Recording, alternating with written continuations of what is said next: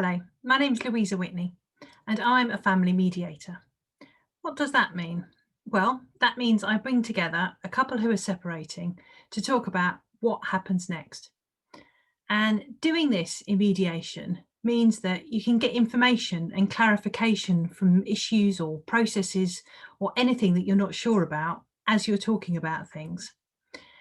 Mediators can also help to keep your discussions on track, not go off at tangents. Most people are also a little bit more civil and a bit more constructive when there's a third person in the room as well. I'm also a non-practicing solicitor. I've spent 19 years working with couples going through separation, and 12 of those years were as a solicitor, and I've been a mediator for the last 9 years. Each separation is unique. It comes with different worries, concerns, challenges, emotions, but there are common themes in all of this. And I draw on all that I've seen in the last 19 years to help couples who are separating to find a way forward in the most constructive, amicable, and peaceful way possible.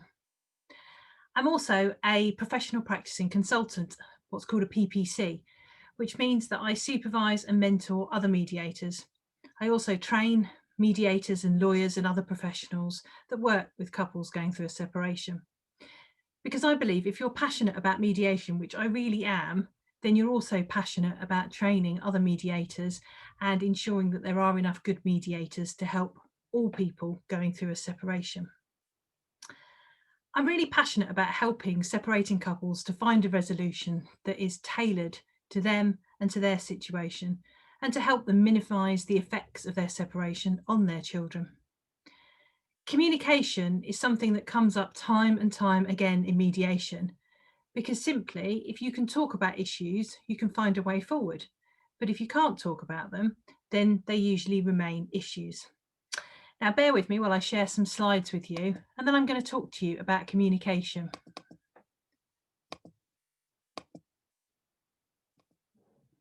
Here we go. So, communication problems in a separation. These are often what cause the difficulties because they keep people stuck. And it's also being caught up in long-term conflict that causes problems for children. And it's hard for children to talk about things because they don't want to upset you, their parents. So that's why communication difficulties can really be so problematic. There's also no one such thing as the truth. And that's something I'm going to talk about in a moment. Do you find that you have any of these common themes in your separation? Maybe you talk about things and you discuss things and you agree a way forward, but you both feel like you've drawn different conclusions from what you talked about. Or maybe you have conversations where you feel like one person is saying blue and one person is saying red. Obviously, you're not really saying blue and red, but it's just that general theme that you're talking about completely different things. And do you spend time disagreeing on what's the truth or what really happened or what the issue is? Now, as I said earlier, there is no one such thing as the truth. The truth is a subjective judgment. And in relationships, we all experience the same events, conversations, arguments differently because we are all different. We all have our own life experiences and we tend to read situations in keeping with our life experiences. If you are a particularly sensitive person, perhaps you were really affected by something that a less sensitive person wouldn't have been affected by. And that event or that argument may have haunted you in a way that it didn't haunt the other person. We all have our own glasses or our own lens through which we look at things, and that's usually linked to our own experiences, to our upbringings, to the views that we have, to our sensitivities, generally how we see the world. To use another example to illustrate this point, imagine that there is a bank robbery and three people see the person coming out of the bank with the big bag of loot, getting into a car and racing away. Those three people very rarely ever give the police an identical description. People will see that person differently. One person might think they were medium height. One person might think they were tall. One person might say it was a green car. One person thought it was a blue car. One person thought it was definitely a Peugeot, but another person would swear it was a Vauxhall. We all have different experiences and we see things through that lens.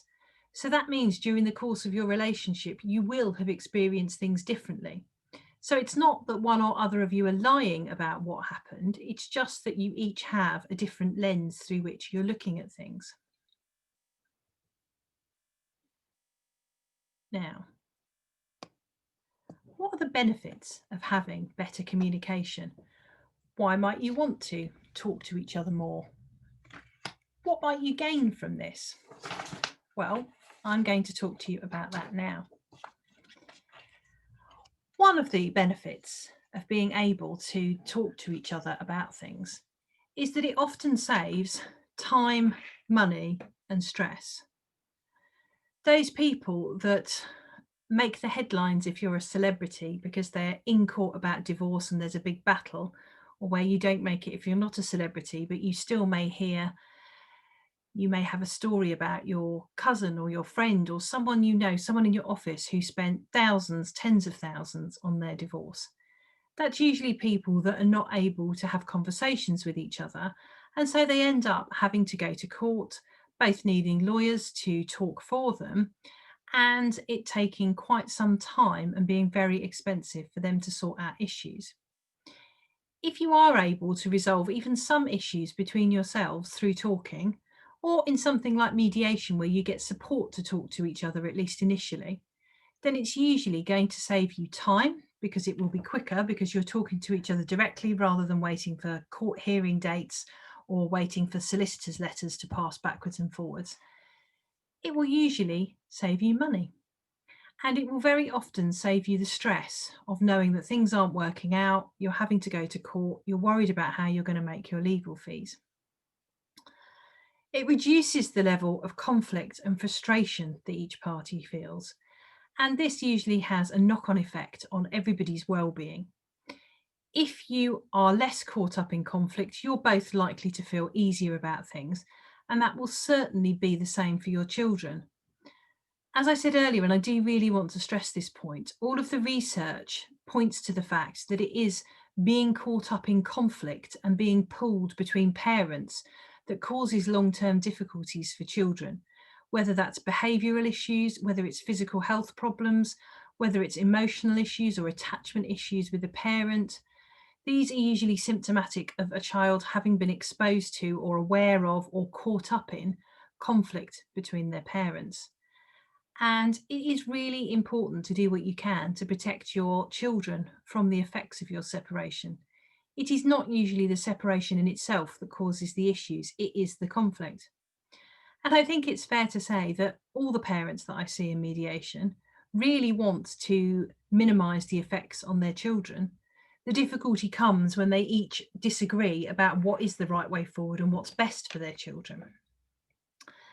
And you're likely to have the most positive co-parenting relationship going forward if you are able to have conversations with each other. Where having conversations leads to arguments and is draining, often people will avoid having those conversations, which means you're not sharing information about your children, and that doesn't lead to a positive co-parenting relationship. So the more you are able to talk to each other, the more you're able to lay the foundation stones for building a positive co-parenting relationship going forward. And it might take time. You may feel there's no way you're going to have the relationship that you'd like to have, but in 6 months' time, 2 years' time, 5 years' time, things may well be different. You may feel at the moment that you really would like to never talk to your co-parent ever again, that things would be a lot easier if you were not having to have conversations with each other. But it is really difficult to parent without talking about these issues. Examples that I often use in mediation are if your children are with one parent, let's say dad for argument's sake in this conversation, on a Saturday afternoon, child complains of a headache and dad says, oh, maybe have a drink of water, have a sit down. And another hour later, child says, Dad, I've still got a headache. So dad gives the child paracetamol. An hour later, it's time for children to return to mum. and dad takes children back to mum. Now, the fact that one child has had a dose of paracetamol is really important, and it's something that you would want to be shared between the two of you to prevent a situation where the child then says to mum as soon as they get back, I've got a headache, and mum says, oh, did dad not give you paracetamol? I better give you some. And then that's obviously a serious situation. Other examples are if your child has a medical problem and you've got to decide whether they should have medication, whether they should have surgery, what treatment might be right for them. It really does help if you are able to talk to each other about those issues. If your child is not doing as well as they could at school, or perhaps you're concerned they're being bullied at school, if you can both talk about and agree a plan on how you're going to support your child and what you're going to do with regard to action with talking to their school or to doctors, then it's often a more positive way forward because you're both coming at it from the same viewpoint.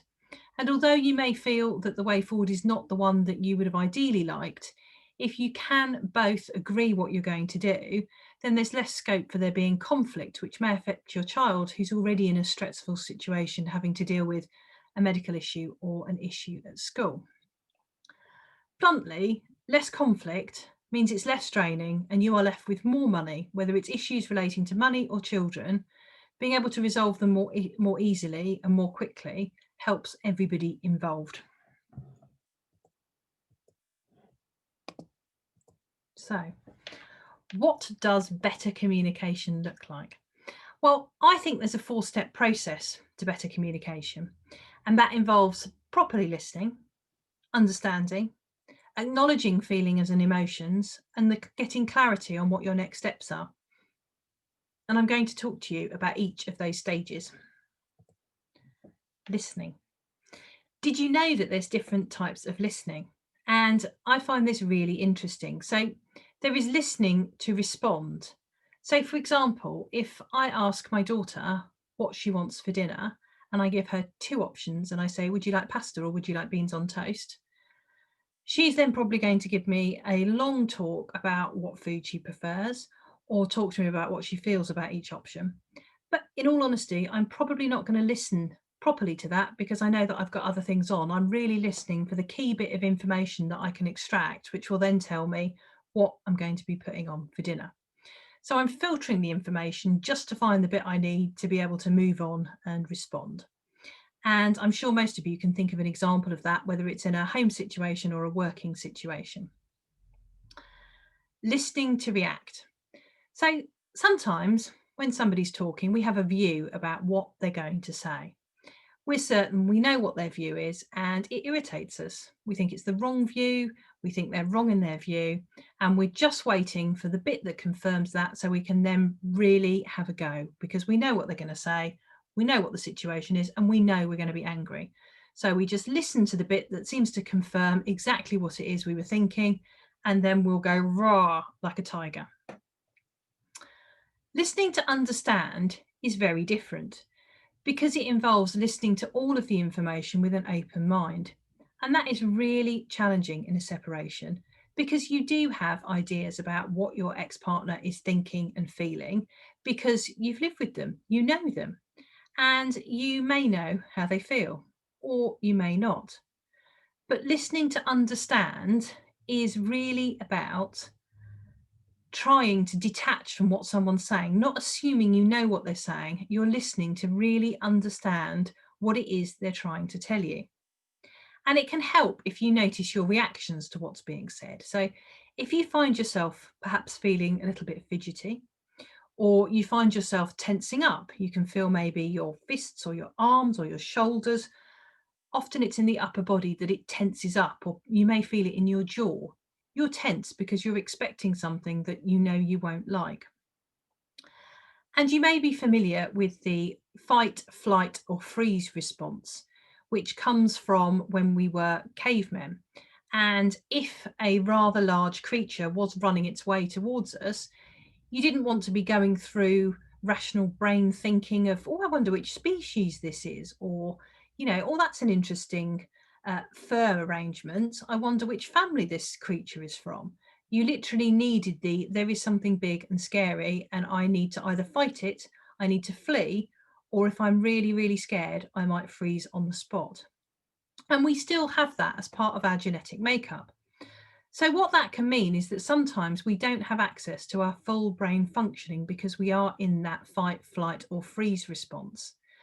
And so if someone is talking to you and what they're saying is pushing your buttons, causing a reaction, it may well be that you don't have access at that moment to your full brain functioning. And that's not because of anything you've done, it is because of this historic part of the brain that is what some people refer to as our downstairs brain. So if you are in that response, it can be helpful to notice it. Usually you will feel very tense, you may feel very anxious, but you may also notice that your breathing is very shallow because you're getting ready for that response of possibly having to flee. So taking a time out and being able to just take some deep breaths and try and relax a little bit, often hard in these situations, but if you can take yourself out of the situation for 5-10 minutes, that can also be useful to just calm yourself down enough so that you can access your full brain function. Because otherwise, you are going to only have 3 responses available to you. And that will be that you just flee and run away. That will be that you fight and you fight back and you say things and you defend yourself. Or it will be that you freeze and you can't say anything. And it doesn't matter what the other person is saying to you, and probably getting progressively more frustrated. You just feel you can't say anything. So think about how you're feeling at any given moment, because that will tell you how well you're listening. Stressed people tend not to listen very well. And think about how you're listening. Are you listening to react? Are you listening to respond? Or are you properly listening? And if you're properly listening, then you should be able to explain what the other person has just said. Now, you might not agree with it. You may passionately disagree with it. You may think they're wrong. You may think it's a view that you couldn't ever be on board with. But the question is, have you properly understood what the other person is trying to say to you? So to use a slightly over the top example, perhaps, if someone immediately turned up with an exam paper, or you were on a quiz and there was a question about what the other person you're listening to has just said, would you be able to answer all the questions? Would you be able to give full questions? Do you properly understand what they've said? And the way to check that is summarizing. And it's a skill that I use all the time in mediation and all the time in life. If you can summarize what someone's just said in a way that resonates with them, then they know that you've understood what they said. If when you summarize what they're saying, they say, no, that's not what I'm saying, then you know that you've misunderstood. And that doesn't necessarily mean it's because you haven't listened. What it can mean is that perhaps they haven't expressed themselves very clearly. So by offering them that summary, it gives them the chance to clarify what it is that's not being understood. In mediation, I will quite often say, right, I just want to ensure I've understood you. Are you saying that you think your children could have Thursdays with the other parent? Or are you saying that you could raise a mortgage for this amount, but you're concerned about paying it back? Really get to the nub of what the other person is trying to say and ensure you've understood. Now, it's really important to get this step right before you move on, because if you move on before you've properly understood what's being said, then you're storing up problems for you're storing up potential for misunderstandings. So do ensure that you're summarizing what each other say. And you might disagree with the point, but you need to understand it first before you can explain why you disagree. If you each feel that the other person is making efforts to understand what it is you're saying, and you can see from the way they're summarizing that they have understood, then it makes it a lot easier to discuss things. Often there's just a frustration that each person feels they're not being heard, and that can lead to rising frustration. And usually that reduces the listening to understand that's going on. And it can take some time to get it right. As a mediator, I like to think I've got really good communication skills, but I can still often summarize things and it can become apparent that I really haven't understood what someone's saying. So it's useful to go back to that until it's right before moving on. Acknowledging people's feelings.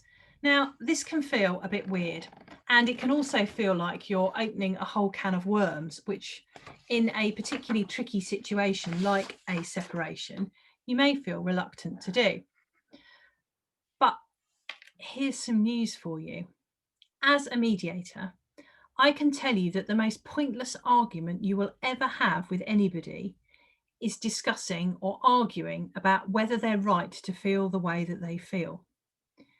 We all have the feelings that we have. They're a product of us, they're a product of our experiences, how we have viewed things that have happened to us. And we just feel upset. We just feel angry because we do. So it can really help to just acknowledge that someone is angry or acknowledge that they are upset. It doesn't mean that you agree with them or that you don't think they're a bit over the top or you don't really understand why they feel that way. Just acknowledge the feeling. And as with listening to understand, it can really help to pin down that feeling. Is it upset? Or is there another word that's better? Perhaps someone feels sorrow more than upset. Perhaps instead of anger, they feel rage because they feel that they have been treated unfairly, or they feel so angry about what's happened. It doesn't matter whether you agree or disagree with what they're saying, just try to acknowledge that emotion. I can see that you feel upset. I do recognise that you feel angry. Having our emotions acknowledged has been a very crucial part of being heard and understood. And if you're not sure about that, think back to a time where perhaps you were upset and someone misunderstood this as being angry, or perhaps you were angry and someone misunderstood that you were upset. How did it feel when they didn't understand how you felt? How did they feel when they got your emotion wrong? They didn't really recognise how you feel.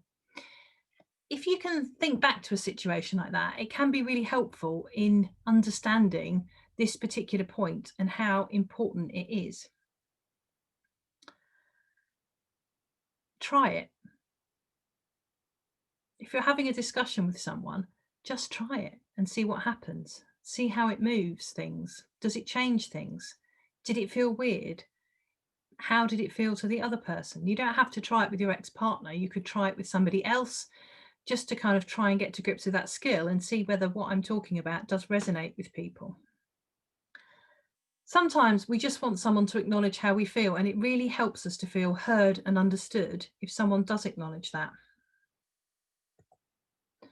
Clarity about your next steps is really important. So often people coming into mediation say to me, well, we have talked about this, but we seem to have completely different views on what we were going to take forward. Be clear about your next steps. What are you going to do? Who's going to do it? What are they going to do? When are they going to do it? Why are you doing that? And how are you going to do that? If someone's going to do something, is it going to be by a phone call? Is it going to be via email? How are they going to let you know what they've done? Be really clear about it. It can also be helpful to clarify what is important to each of you. And things that are important to your ex-partner may not be as important to you, or they may be unimportant to you. But if you understand what's important to your ex-partner, then it's often much easier to find a way forward because you will take that into account in your thinking. You will know that that's what they're particularly concerned about. And they can do the same for you. They can understand what's important to you. Perhaps there's a particular worry you have and you'd really like them to take on board that you're worried about that and to reassure you about that if they can. And what do you each need from the other? Often one partner's asking the other for something and the other partner thinks it's unnecessary, so they don't give it. This might be assurances. Perhaps one parent is worried about moving out of the property because they think their role in their child's life will be marginalised. If the other parent can reassure them that no, they really believe they need to have an active role in their child's life and that they fully agree that they will need to spend time with them, with that parent, then it can help to alleviate that, just understanding that you really do need that assurances. It's much easier to do what your ex-partner needs you to do when you understand what that is.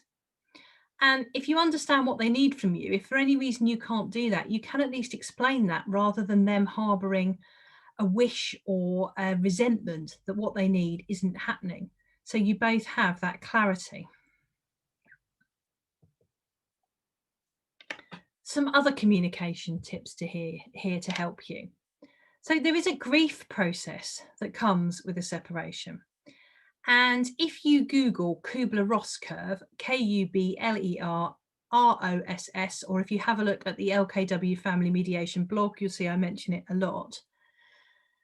There is a set grief pattern for people who are going through a separation or a divorce. And the experience is different for each person. So each person may spend different amounts of time in each stage. Some people may skip a particular stage. Other people may get stuck in a particular stage. But there is a common theme to that grief process and the emotions you go through. So you may start with shock when your partner tells you that they want to separate. You may have thought things were okay. Perhaps there were some problems, but you thought that things were being ironed out, that it was just a difficult patch. So you may feel particularly shocked that your partner wants to end the relationship. And that can often move to anger. How dare they? Why are you having to do this? Your whole life is being turned upside down and it wasn't your fault. You didn't ask for this. And it can then move into confusion and depression before you move towards accepting the situation and letting go. And it's often quite common that the two people involved will be at very different points in this grief process. So, for example, if you've been contemplating ending your relationship for some period of time, by the time you tell your partner that that's what you want to do, you may already be part way or a significant way through that grief process because you've grieved during the relationship. But your partner is only just beginning that process once you tell them that you want to separate. So they may be some way behind you. And a very experienced mediator once said to me that at each stage of that grief process, it's like you're talking a different language. So if one of you is in the anger phase because you've only just found out your partner wants to separate and you feel that the last few years of your relationship have been a lie and you're angry that your life is going to change, let's say in that conversation you're talking French. And the other partner is very much in the acceptance phase. They've had some time to come to terms with this, and they are definitely on the acceptance phase. And let's say they're talking Japanese. If you can imagine one person talking French and the other person talking Japanese, that is not a productive conversation. So that in itself can be a barrier to being able to talk about things constructively. And sometimes you just need to wait for the other person to catch up a bit in the grief process and to let them have the months or whatever they need to just feel in a position to be able to go through those phases, to feel calmer in their discussions and to come to nearer a point where you are. And that can just alleviate some of the communication problems, and time is a healer in that respect. Breaking things down into manageable steps, I think, is hugely important. When a couple separates, even when they both feel that they do now need to start resolving things, it can feel like a big knot of tangled threads of wool, and you can't for the life of you work out which thread to start with or how to untangle them. So breaking things down into manageable steps and just working out one step and then another step and slowly working through all of the things that you need to resolve at a pace that works for you is much better than becoming overwhelmed by trying to juggle all of the issues at the same time. Look after yourself. It is phenomenally difficult going through a divorce or separation, and when you're grieving, you really do need to take extra care of yourself. You might need to step away from discussions if you're feeling that you are overwhelmed by grief or sadness or anger, and then come back later. You might also need to get some support with how you're feeling. This might be counselling, it might be talking to your GP, it might be enlisting the help of a coach who can just help you work through how you're feeling and focus a bit more on what's going to happen next. Don't wait until you're at a crisis situation before trying to access support. Go whenever you feel that you are being overwhelmed or you feel you're not coping as well as you would like.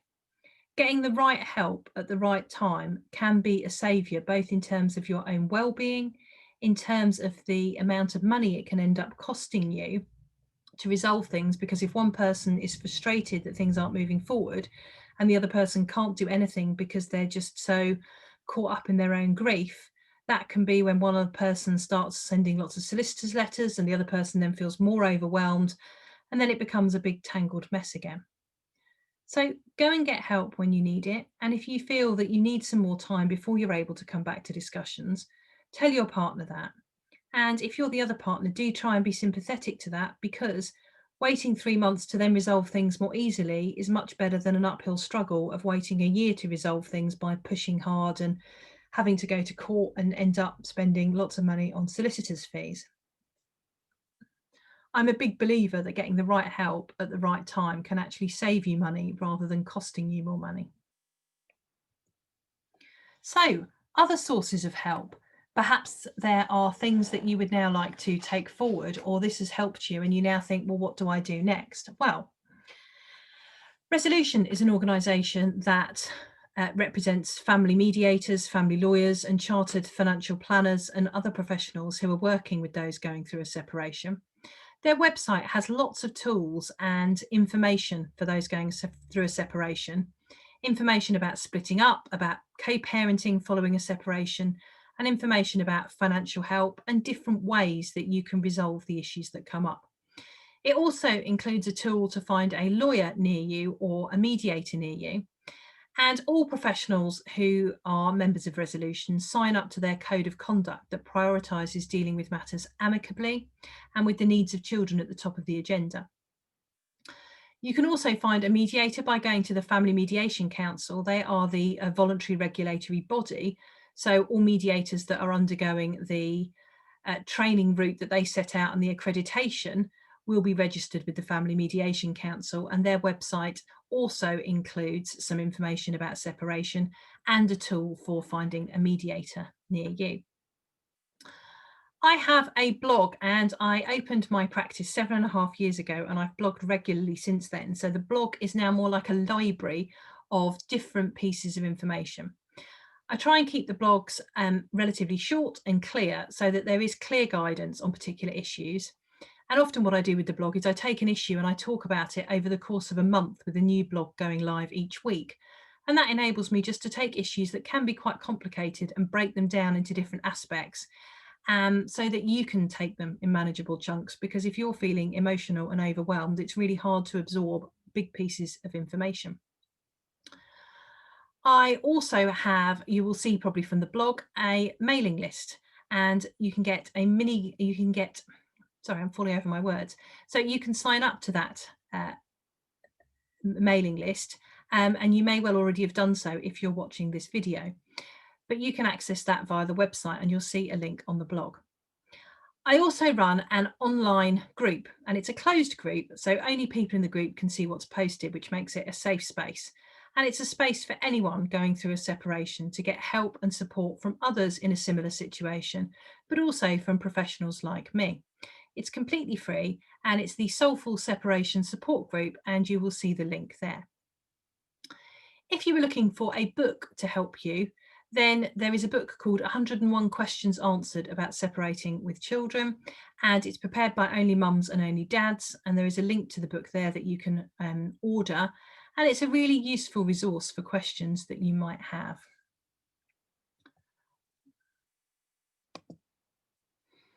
I really hope that this video has been useful for you. Please feel free to reach out to me if you have any questions. You can also find me on the usual social media channels sharing information about separation. Thanks for watching.